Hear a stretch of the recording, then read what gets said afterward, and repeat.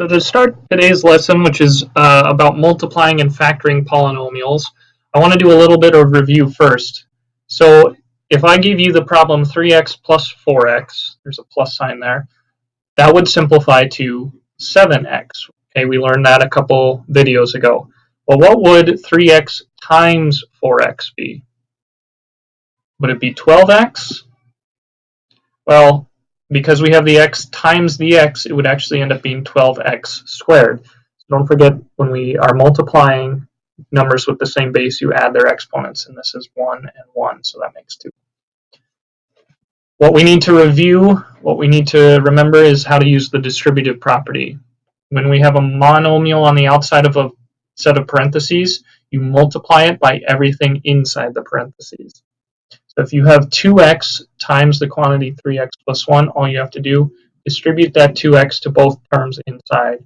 So 2x times 3x is going to be 6x squared, and then the 2x times the 1 is just 2x. If you have x to the third being multiplied by the quantity 9x to the fourth minus 2x squared plus 7, same thing. Just make sure that you multiply it by everything inside. So this would turn into 9x to the 7th, x to the third times negative 2x squared. Don't forget your negative sign. Would be negative 2x to the 5th. And then x to the third times 7 would just be 7x to the third. All right, if you have 5n times 3 terms on the inside, again, just distribute the 5n to all 3 terms.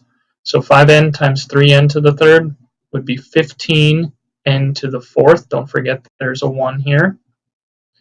5n times negative n squared would be negative 5n to the third. And 5n to the first times 8 would be 40n. Okay, distributive property, pretty easy. But what today's lesson is all about, really, is something called factoring. Now, you've heard the word factoring before. Factoring is the process of undoing multiplication. It's kind of like dividing. When we are factoring a polynomial, we're reversing the multiplication process. So if I have this polynomial here, 5x cubed plus 25x squared plus 45x. First of all, that is a cubic trinomial, reviewing what we learned yesterday. What we need to understand is what can we take out of each of these 3 terms. And if we look at just the coefficients first, we have a 5, we have a 25, and we have a 45. So looking at just the coefficients, the largest number that we can factor out, that we could divide each of those coefficients by, would be the number 5. Okay, then we look at the actual variables. You have x to the third, x squared, and x. So essentially what this means is there are 3 x's in this term, there are 2 x's in this term, and there's just 1 x in this term. So what we could divide out of all 3 terms would just be 1 of those x's. Okay, so if we factor out this 5x, what are we left with? Okay, well, if I've divided this 5 by the 5, I'm left with a 1. And if I've divided one of these x's away, I'm left with 2 x's. So what I actually have is the x squared. Okay, if I factored out the 5x, this first term would be left with x squared. The second term, if I do the 25 divided by 5, well, that's 5. And then again, I've factored one of the x's out, so I'm left with 1 plus 5x. And here I have 45x. So 45 divided by the 5 gives me 9, and I've divided out that x, so there's nothing left. So this is the factored form of this original polynomial up here. You can always check your work. This is important. You can always check your work if you were to distribute the 5x back in. If you distribute the 5x back in, you should end up with the same answer that you started with. Now, I don't want you to do that unless you are checking your work.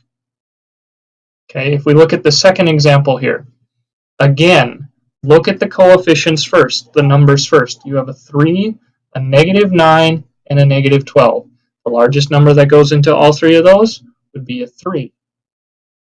If we look at the variables, you have x to the fourth, x squared, and x. So you've got 4 x's, 2 x's, and 1 x. So the only thing that you can take out of all three of those is just one of those x's. So if we rewrite what we have, you write your factored term out first in the outside of the parentheses. Now 3x times what would give me 3x to the fourth? Okay, well 3 divided by 3 is 1. You don't have to write it. And then x to the fourth divided by x is x to the third. -9 divided by 3 is -3. Then you're left with 1x. And -12x divided by 3 would be -4. And you took away its x. So again, 3x times this quantity, if you were to distribute it back in, would give you this up here.